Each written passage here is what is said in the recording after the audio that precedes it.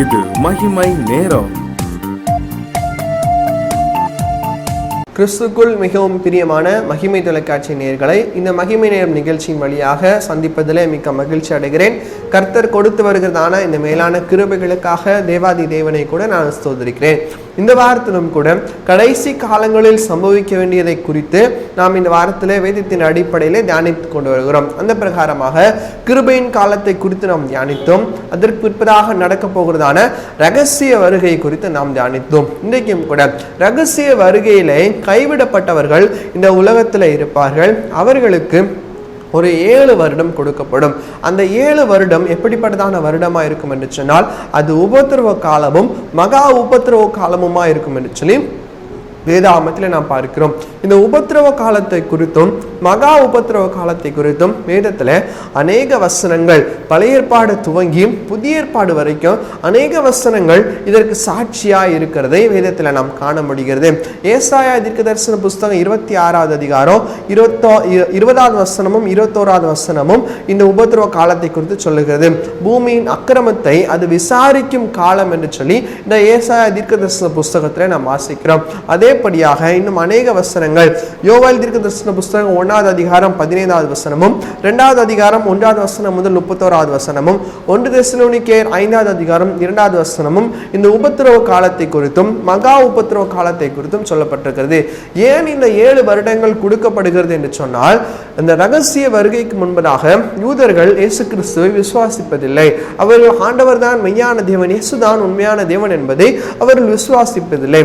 எனவே அவர்கள் இயேசுவை அறிந்து கொள்ளும்படியாக ரகசிய வருகைக்கு பிற்பாடு அவர்கள் இயேசுவை அறிந்து கொள்ளும்படியாகவும் ஆண்டவரை மறுதலித்தவர்களும் அவரை உதறி தள்ளினவர்களும் சுவிசேஷம் அறிவிக்கப்பட்டும் அதை கேட்டாகவும் உணராதவர்களுமாக இருந்தவர்கள் இயேசுவை அறிந்து கொள்ளும்படியாக அவருக்காக வாழும்படியாக ஒரு காலம் கொடுக்கப்படுகிறது. இந்த காலம் தான் இந்த 7 வருடமும் உபத்திரவமும் மகா உபத்திரவமும் நிறைந்த காலமாய் காணப்படுகிறது.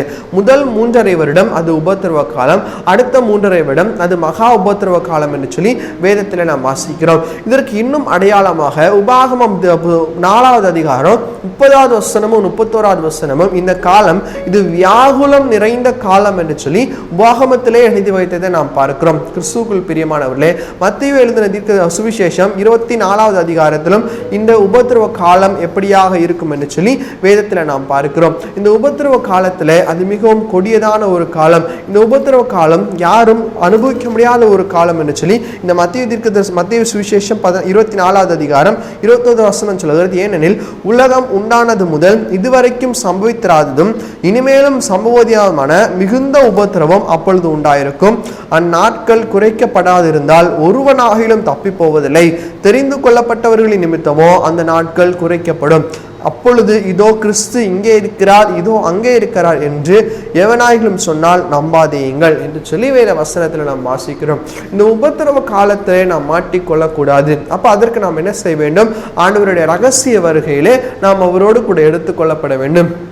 ஆண்டவருடைய ரகசிய வருகையில நாம் எடுத்துக்கொள்ளப்பட வேண்டும் என்று சொன்னால் நாம் என்ன செய்ய வேண்டும்? நாம் கிருபையின் காலத்திலே ஆண்டவருக்காக நாம் வாழ வேண்டும். கிருபையின் காலத்திலே கர்த்தர் கொடுக்கிறதான கிருபைகளை போக்கடிக்காதபடிக்கு அவருடைய கிருபைகளை உணர்ந்து கொண்டு செயல்படுகிறவர்களாய் நாம் காணப்பட வேண்டும்.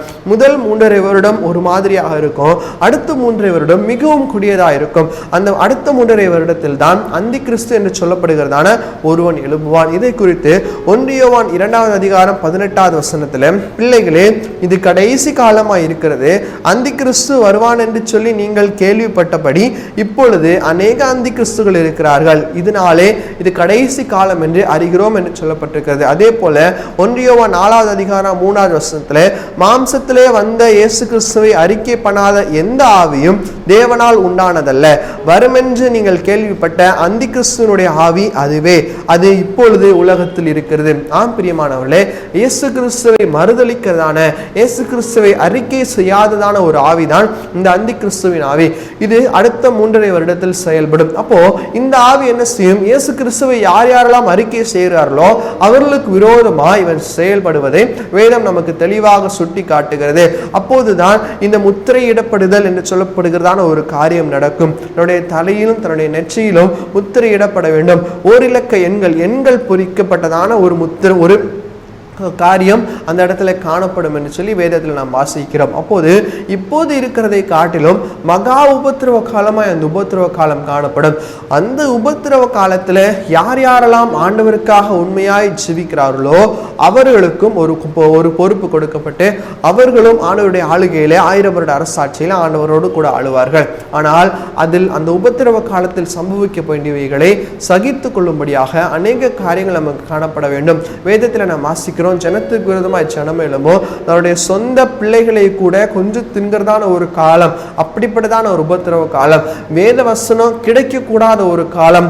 வேத வசனத்தை இப்போது இலவசமாக எல்லாருக்கும் கொடுக்கிறார்கள். இப்போது அநேகருக்கு இலவசமாக கொண்டு சேர்க்கப்படுகிறது. ஆனால் அதை உணராதவர்கள் அப்போது வேதவசனம் எனக்கு கிடைக்கப்படவில்லையே என்று சொல்லி அந்த உபத்திரவ காலத்திலே, மிகவும் கொடியதான உபத்திரவ காலத்திலே வேதவசனத்தை தேடுவார்கள். ஆனால் அநேகர் தேடியும் கண்டடைய மாட்டார்கள் என்று சொல்லி வேதத்தில் நாம் வாசிக்கிறோம். அப்படிப்பட்டதான ஒரு காலத்தில் நாம் மாட்டிக்கொள்ளக்கூடாது. எனவே தான் இன்றைக்கு இந்த வார்த்தையை நாம் தியானித்துக் கொண்டிருக்கிறோம். ஒருவேளை இந்த தபசு காலத்தில் இருக்கிற நாம், இந்த லெந்து காலத்தில் இருக்கிற நாம், இந்த காலங்களை நாம் உணர்ந்து கொள்வோம். ஆண்டவர் எனக்காக ரத்தம் சிந்திருக்கிறார், எனக்காக மரித்த ஒரே ஒரு தேவன் அவர் தான், என்னை நேசிக்கிற ஒரே ஒரு அவர் தான். இந்த உலகம் என்னை நேசிக்கலாம், ஆனால் அந்த உலகத்தின் சிநேகம் அது மாறக்கூடியதா இருக்கிறது. ஒருவேளை இதை பார்த்து கொண்டிருக்கிறதான வாலிப பிள்ளைகள், இன்னைக்கு உங்களுக்குள்ளாக ஒரு வாஞ்சை வேண்டும். ஆண்டவரோடு கூட ரகசிய வருகையில் எடுத்துக்கொள்ளப்படுகிறதான ஒரு வாஞ்சை நீர் எனக்கு தாரும் என்று சொல்லி ஆண்டவரிடத்தில் கேளுங்க. அந்த வாஞ்சை நமக்கு இருக்குமானால் இன்னைக்கு ஆண்டவருக்காக நம்ம வைராக்கியமாய் செயல்படுவோம். அந்த வாஞ்சை நமக்கு இருக்குமானால்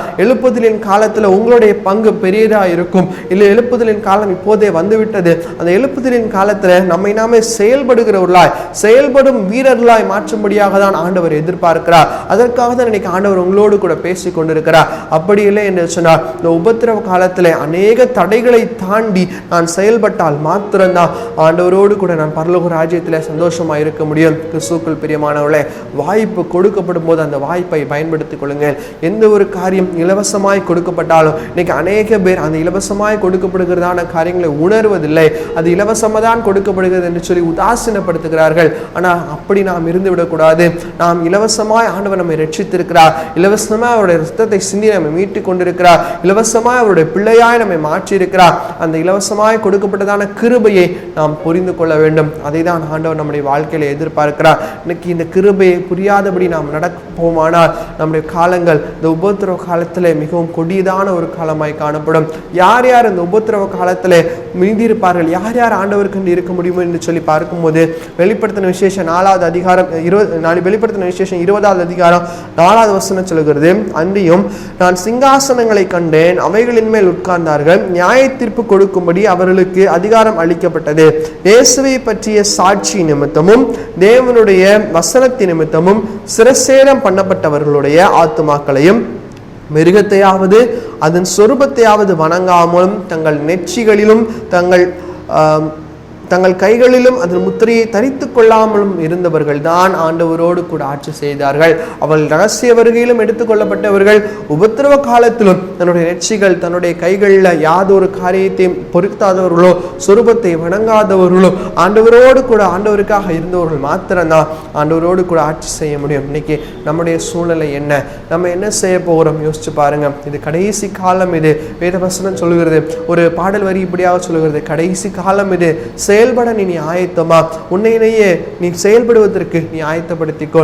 ஆண்டவருக்காக நீ செயல்படுவதற்கு எத்தனை பேர் நம்ம ஆயத்தமா இருக்கிறோம்? இன்னைக்கு ஒப்பு கொடுப்போம். ஆண்டவர் அதற்காக தான் சிலுவையிலே தன்னுடைய 2 கரங்களை விரித்தவாறு நீ இடத்துல வரமாட்டாயா என்று சொல்லி ஆண்டவர் இடத்துல பார்த்து கேட்கிறார். இன்னைக்கு அவருடைய சிலுவையை பார்க்கிறேன், ஆனால் அந்த சிலுவையின் மேன்மையை நான் உணராதபடிக்கு நான் பார்க்கிறேன் என்று சொன்னார். அவர் நீ உபத்திரவ காலத்தில் பாடுபடக்கூடாது என்பதற்காக தான் அவர் அநேக அடிகள் அடிக்கப்பட்டார், அவர் அநேக உபத்திரவங்களுக்குள்ளாக கடந்து போகப்பட்டார். ஆனால் இதை நம்ம உணராதபடி செயல்படுவோமானால் உபத்திரவ காலத்தில் நம்மை காப்பாற்றுவது ரொம்ப கடினமாக இருக்கும். கிறிஸ்துவுக்குள் பிரியமானவர்களே, இந்த கடைசி காலத்தின் காரியங்களை ஆண்டவர் நமக்கு தெளிவுபடுத்தி இருக்கிறார். இந்த தெளிவோடு கூட ஆண்டவருடைய காரியத்தில் நாம் செயல்படுவோம். ஆண்டவருடைய ரகசிய வருகையில நாம் போக வேண்டும் என்கிறதான ஒரு வாஞ்சையோடு கூட நம்ம இருப்போம். அப்படிப்பட்டதான வாஞ்சையை கிருபையை கர்த்தர் நம்ம ஒவ்வொருவருக்கும் கொடுப்பாராக.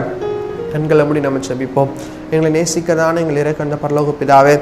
அப்பா, நீர் இன்னைக்கு எங்களோடு பேசின இந்த வார்த்தைகளுக்காக உமக்கு நன்றி ஆண்டவரே. அப்பா, உம்மோடு கூட ரகசிய வரைகளை நாங்கள் எடுத்துக்கொள்ளப்படுகிறவர்களாக இருக்கிறதுக்கு நீர் எங்களை பாத்திரவான்களாய் மாற்றும்படியாய் செபிக்கிறோம். அப்பா, கைவிடப்பட்டவர்களாய் நாங்கள் இருக்கக்கூடாது ஆண்டவரே. நீர்தாமே அப்படிப்பட்டதான கிருபைகளை எங்களுக்கு கொடுக்கும்படியாய் செபிக்கிறோம். உம்முடைய சிலுவையின் மேன்மையை நாங்கள் உணர்ந்து கொண்டிருக்கிறவர்களாய் நடக்க கிருபை தாருங்கப்பா. உமக்கே துதிகன மகிமை ஏறெடுக்கிறோம். மீன் பராமேசின் மூலம் செபிக்கிறோம் எங்கள் செபங்களும் நல்ல பிதாவே. ஆமென், ஆமென்.